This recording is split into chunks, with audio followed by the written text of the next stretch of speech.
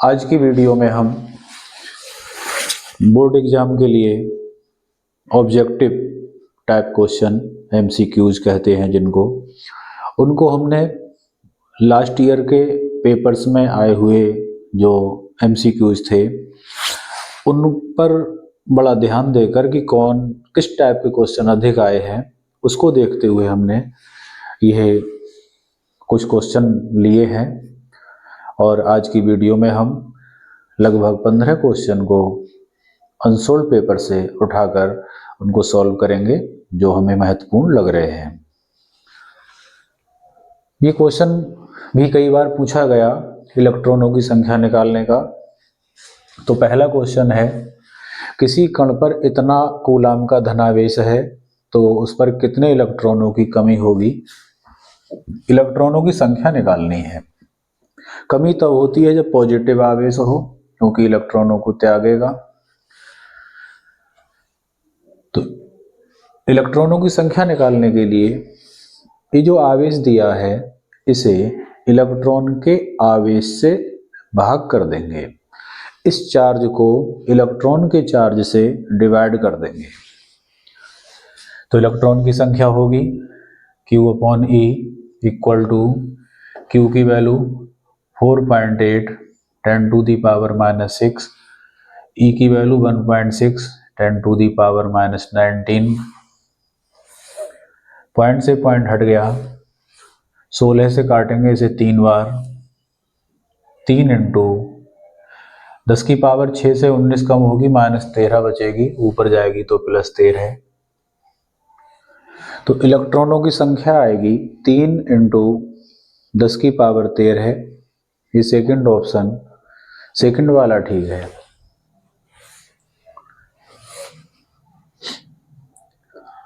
ये पहले का हुआ। आंसर नंबर 2, L/R की विमा होगी। तो L/R को अगर हम देखें तो वैसे डायरेक्ट तो अगर याद बच्चे ने कर रखी है तो इसकी T होती है, फिर भी अगर डायरेक्ट याद नहीं तो इसे सॉल्व करके हम कैसे निकालेंगे वो देखिए। L होता है स्वयं प्रेरकत्व, सेल्फ इंडक्टेंस। उसका मात्रक होता है वोल्ट इंटू सेकेंड पर एम्पियर। रेजिस्टेंस का होगा R बराबर V/I, वोल्ट पर एम्पियर। तो ये यूनिट मैंने रखा रेजिस्टेंस का, ये यूनिट रखा मैंने L का। वोल्ट से वोल्ट कट जाएगा,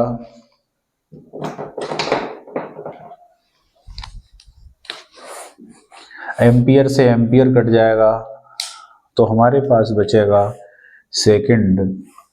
तो कभी मात्रक पूछ लेते हैं तो सेकंड होगा, विमा डायमेंशन पूछेंगे तो T होगा। तो इसकी जो डायमेंशन होगी वो T होगी। यही आंसर होगा।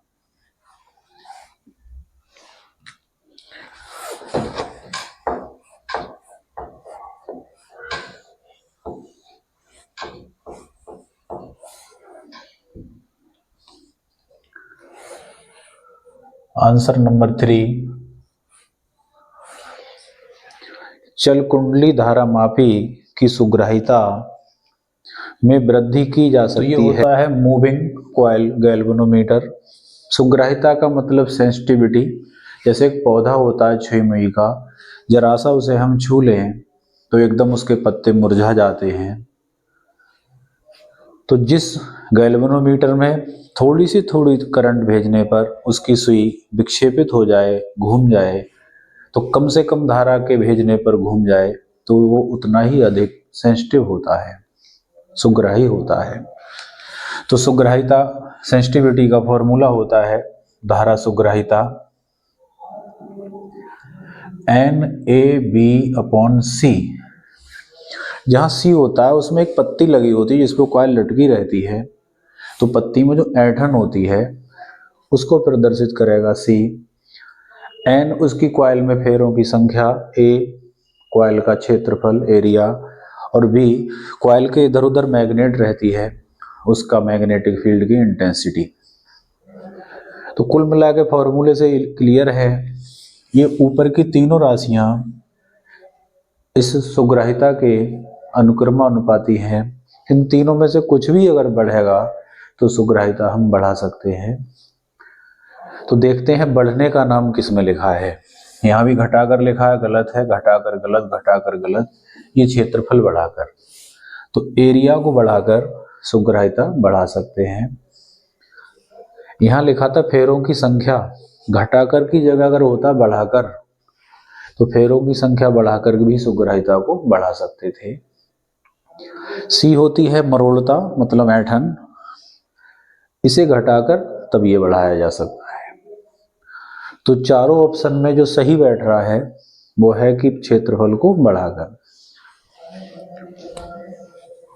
इन तीनों में से किसी भी राशि के बारे में लिखा होता कि फेरों की संख्या बढ़ाकर तब भी सही होता, क्षेत्रफल बढ़ाकर तब भी सही, चुंबकीय क्षेत्र की पावर को बढ़ाकर तब भी सही, लेकिन बढ़ाकर केवल एक ही ऑप्शन दिया है, वही सही है।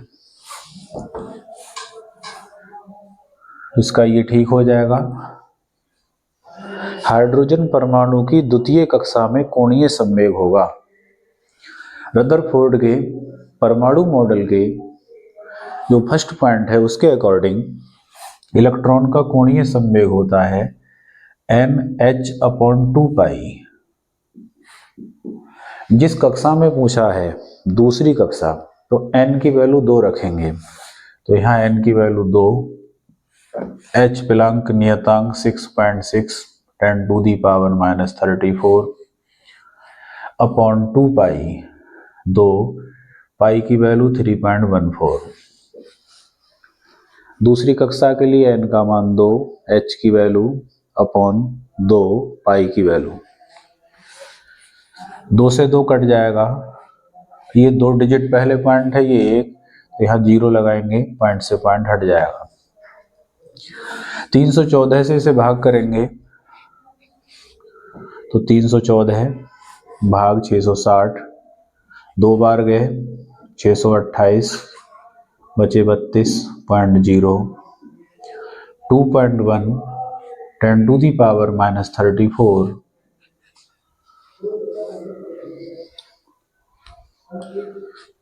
यहाँ ये पाई की वैल्यू ये आ गई।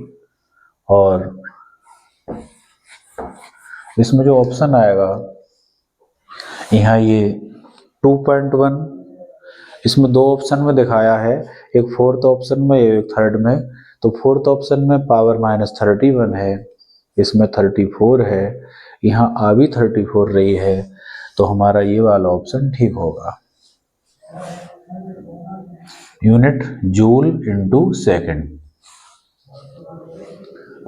आंसर नंबर 4 ये हो गया। आंसर 3 बिना सॉल्व करने वाला था और ये आंसर 4 हो गया। आंसर 5 देखिए। आंसर 5 में 10 ओम प्रतिरोध, इसे ऊपर से लिख कर लाते हैं।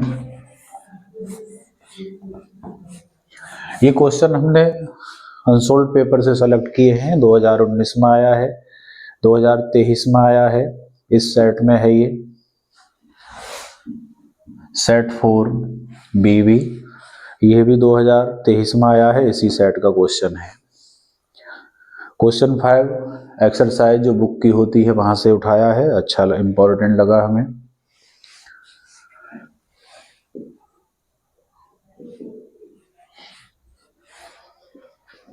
दस ओम रेजिस्टेंस को मैंने लिखा R, 10 हेनरी प्रेरकत्व L = 10 हेनरी, 50 वोल्ट की बैटरी, वोल्टेज 50 वोल्ट। कुंडली में संचित ऊर्जा बताओ।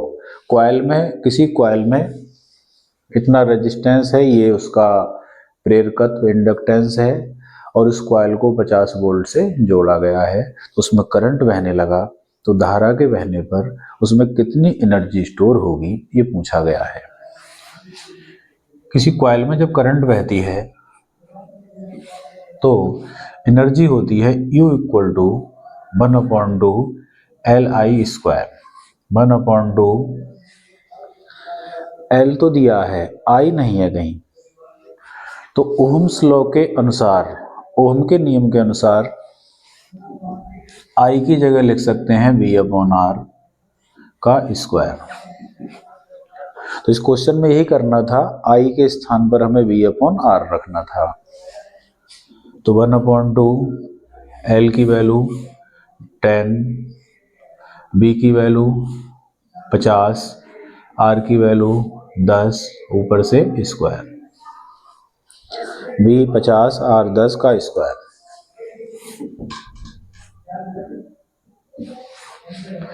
दो से 10 काटेंगे 5, तो 5 इंटू, अंदर ब्रैकेट के 0 से 0 कट गया, तो 5/1 मतलब 5, 5 का स्क्वायर हो गया 25, 25 की 5 से गुणा हो गई 125।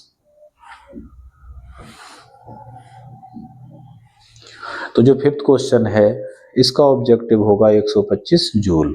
ये वाला ऑप्शन ठीक होगा, इसका ये वाला ठीक होगा।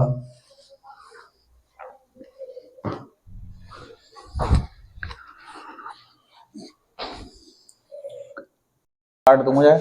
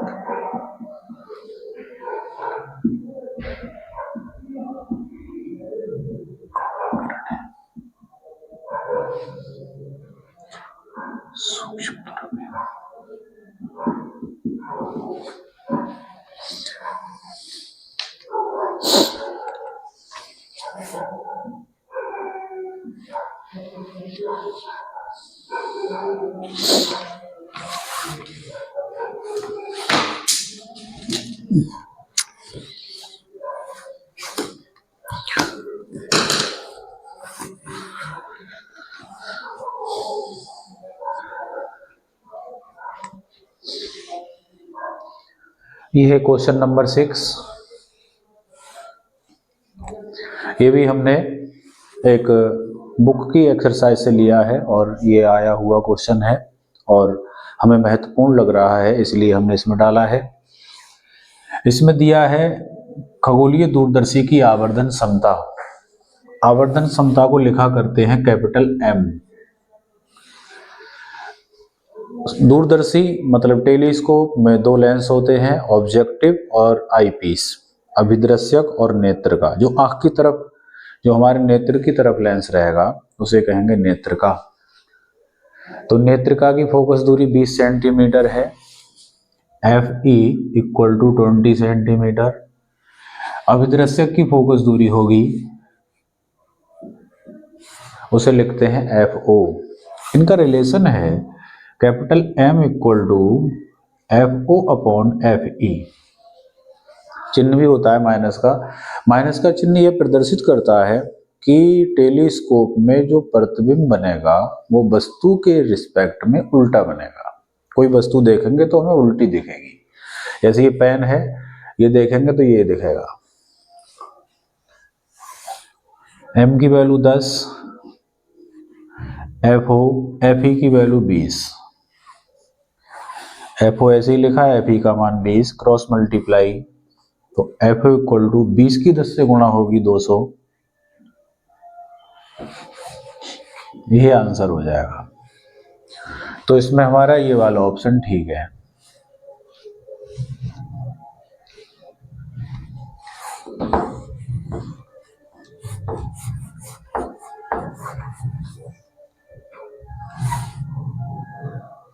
आंसर नंबर 7, LCR श्रेणी परिपथ के लिए अनुनाद की अवस्था में विभवांतर और धारा के बीच कलांतर होगा।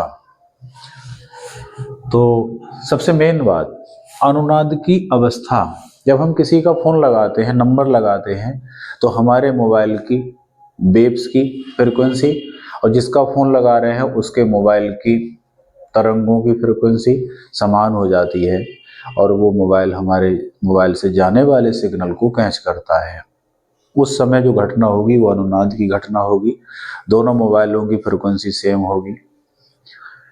तो उस कंडीशन में एक्सएल का मान एक्सी के बराबर होता है। ये कहलाता है प्रेरण प्रतिघात, ये कहलाता है धारतीय प्रतिघात, ये कॉइल का रेजिस्टेंस है, ये कंडेंसर का रेजिस्टेंस है। तो अनुनाद की कंडीशन में ये दोनों वैल्यू बराबर होती हैं। हमें देखना है कलांतर, फेज डिफरेंस। तो कलांतर देखने के लिए फॉर्मूला है tan phi equal to XL minus XC upon R. ये कलांतर निकालने का फॉर्मूला है। लेकिन अनुनाद की कंडीशन में एक्सएल और एक्सी कैसे हैं? बराबर। बराबर हैं तो ये कट जाएंगे, तो यहाँ आएगा 0 अपॉन आर इक्वल टू 0। और 0 किसकी वैल्यू है? tan 0 की।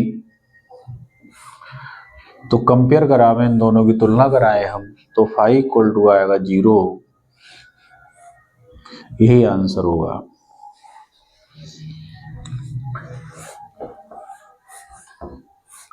तो इसका जो ऑप्शन ठीक होगा वो ये हो जाएगा 0।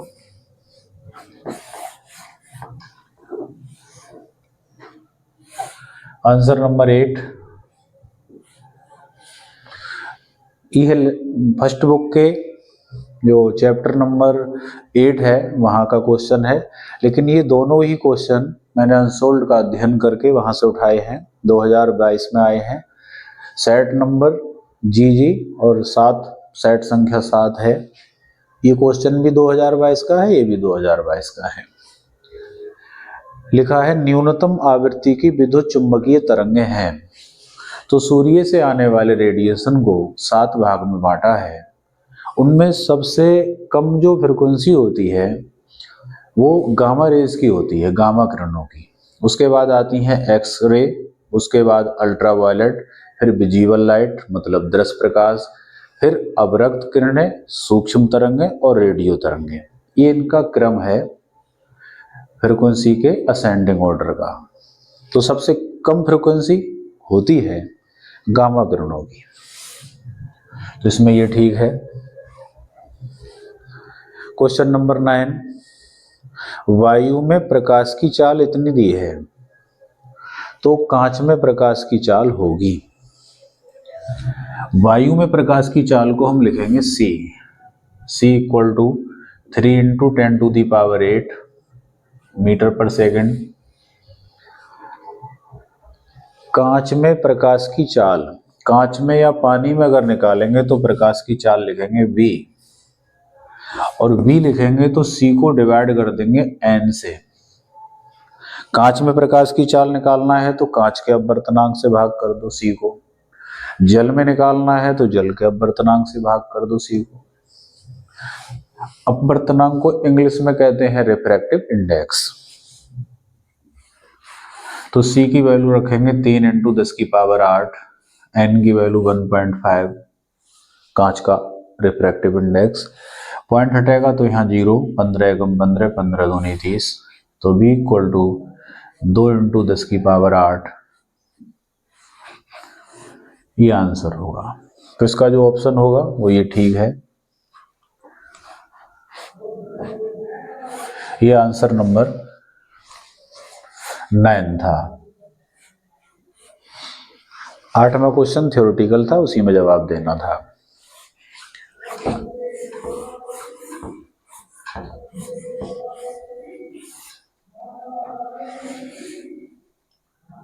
क्वेश्चन नंबर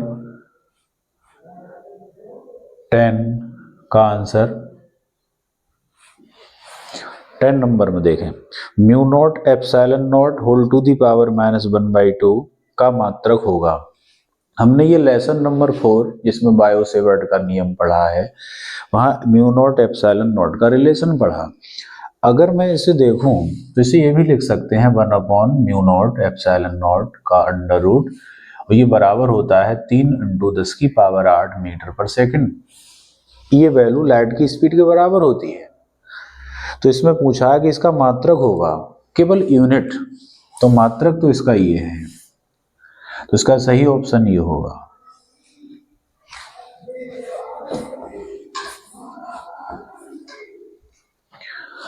अब हम इसमें एक क्वेश्चन और देख रहे हैं ऑब्जेक्टिव, अच्छे आए हुए कोई। एक 2022 का ही सेट है, अनसोल्ड पेपर है मेरे हाथ में, 2022 का सेट संख्या 7 जी। इसमें ये क्वेश्चन है, ये 5वां खंड है, 5th पार्ट।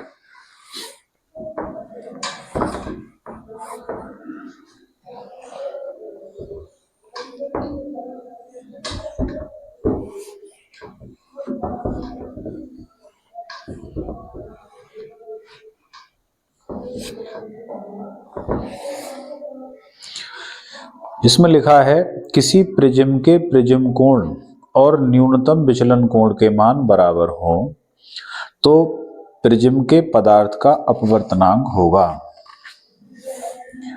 तो प्रिज्म कोण को हम लिखते हैं ए से, विचलन कोण को लिखते हैं डी से, और न्यूनतम विचलन कोण कम से कम तो डी सफिक्स में एम, ये बराबर दिए हैं, बराबर हैं और दोनों ए के बराबर लिख सकते हैं, जहां डी लिखा है वहां ए लिख सकते हैं।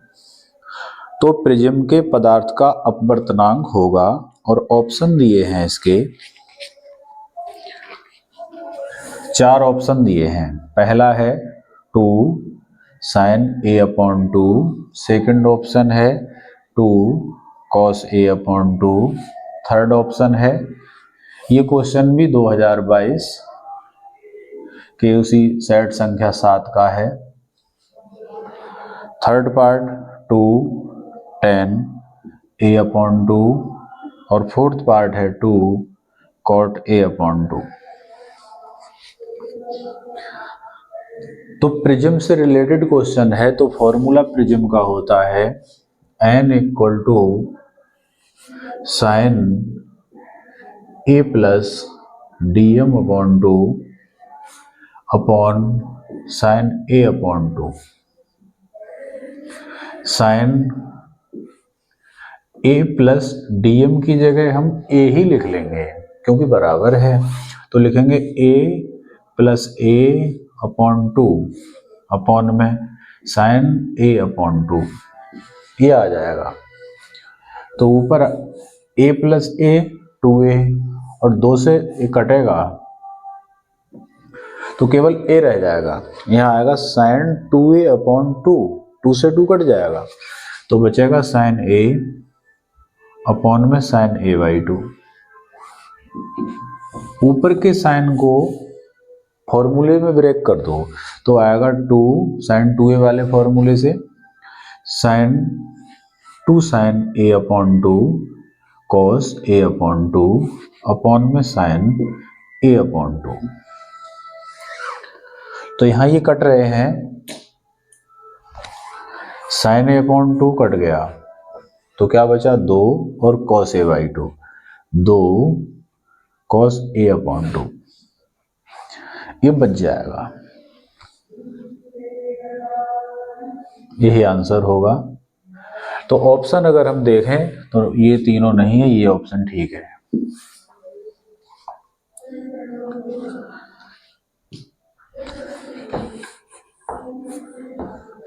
एक 2022 का आया हुआ ऑब्जेक्टिव, लास्ट ऑब्जेक्टिव है 6, जर्मेनियम को पी टाइप अर्धचालक बनाने के लिए अपद्रव्य पदार्थ को मिलाया जाता है, मतलब कौन से पदार्थ को मिलाया जाता है। तो हमने पढ़ा है पी टाइप अर्धचालक